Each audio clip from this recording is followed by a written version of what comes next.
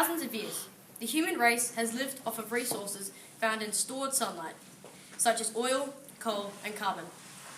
These resources have allowed us to continue reproducing because there will always be enough food for everyone.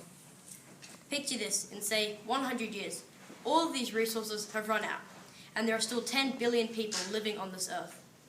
And because these resources are gone, there is not enough energy to sustain every person on this planet. There's barely enough to support half of that population, and there is double. Hello, my name is Alex Taylor, and today I'm going to be talking to you about a major crisis that isn't always talked about when people think of major incoming problems: overpopulation. Overpopulation is a huge problem, but if it is such a dilemma, then why don't we talk about it? There are so many imminent threats to our society in the form of diseases, terrorists, and murderers. Overpopulation is a big problem that needs a drastic solution. The reason governments do not talk about it is because the only sensible and humane solutions will take a long time and a lot of money. Overpopulation is a looming threat that is pushed aside by terrorism and other current crises. But the fact is plain and simple. A few decades from now, our planet is going to reach its limit. There are humane solutions to this problem. They will take a lot of time to enforce, but there is a way, and that is what I'm going to be talking about today. Everyone thinks that the problem with overpopulation is the number of people on Earth, when in fact that's a very small part of the problem. As a matter of fact, the entire world's population could fit into Texas.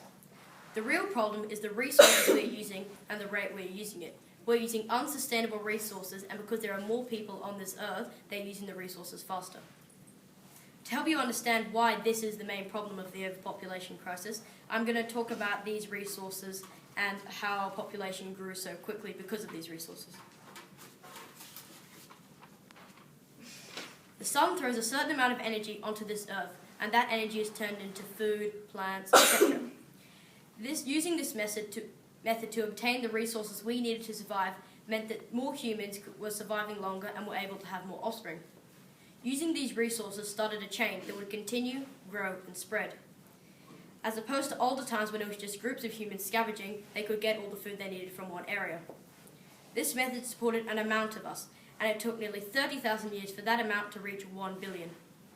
But then the human race, being what they are, began to find more ways of obtaining these important resources so that they could survive longer with more prosperity in food and crops. They discovered a way to harness ancient sunlight, energy trapped in oil, coal, carbon, etc. With this newfound means of creating more resources, the human race's population doubled from 1 billion to 2 billion. But instead of taking the original amount of time, 30,000 years, it only took 130. Because there was stored sunlight and energy already in resources, there was no more steady stream and progression in food and crops.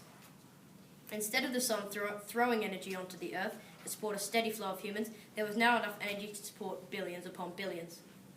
This was why it took so much less time. The third billion only took 30 years, the fourth took 14. On average now, there are 1 billion more people arriving on this earth every 12.5 years. That means that by the time I'm 24, there could be 8 billion people on the earth. Right now, it's 2014, and there are 7.2 billion people on this planet living off of that stored energy. The problem here is not the amount of people on this earth, it's the fact that our main resource is in stored energy. Ancient sunlight stored in our main resources. The problem is that this ancient energy is stored. It is in no way renewable. Once we have run out of this stored energy, there won't be any more for a long, long time. It took 30,000 years to make the first billion off of a sustainable resource, direct energy from the sun. The energy thrown by the sun onto the earth and into crops is always going to be thrown onto the earth in a steady stream until the sun dies. As humans, we need to take more responsibility and try to be less reliant on stored energy. Stored energy is not renewable, and the reason our population has grown so rapidly is because, as I said, there's no steady flow onto the earth. We can get it all whenever we want, and we still can.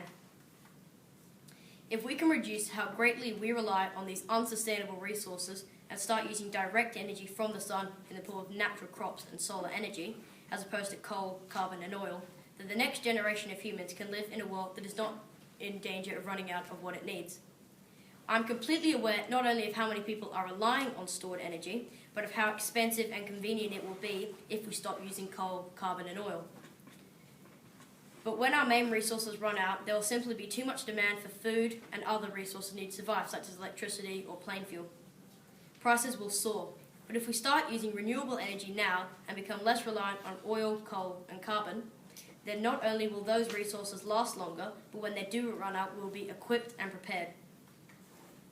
Another solution many people are talking about is a way to find another resource, but although we would be long gone when that resource comes out, the same problem would arise. To show how desperately we need to change our ways, I'm going to tell you some rather disturbing facts about how fastly we are using these unsustainable resources. The average first world human, which is basically what you or I am, will produce 515 tons of carbon in their lifetime through the use of electricity, plane flights that go on, petrol, etc. To help show just how much carbon this is, I'm going to list some things that are equivalent to 515 tons. 40 trucks will emit less carbon into the air than a first world human will produce in their lifetime. Just to clarify, that means that the environment would be benefited if a baby was not born and 40 trucks were driving around on constant until they died. 6,500 flights from London to Paris will produce less carbon than a first world human does in their lifetime. This means that you could fly 90 times a year from London to Paris and produce less carbon than one of us will in our lifetimes. If you lived in London and you wanted to fly to Paris there and back again every week of your whole life, then you will be producing less carbon than I would in my lifetime. The human race cannot continue trying to delay the question and ignore the solution. A government needs to act fast and stop prolonging the inevitable. All we need to do is make one small change. Start using solar energy, wind turbines, or not just getting our energy from coal and carbon. If we cannot find a way to use renewable resources and sustainable energy, then our future is in anyone's hands. Thank you.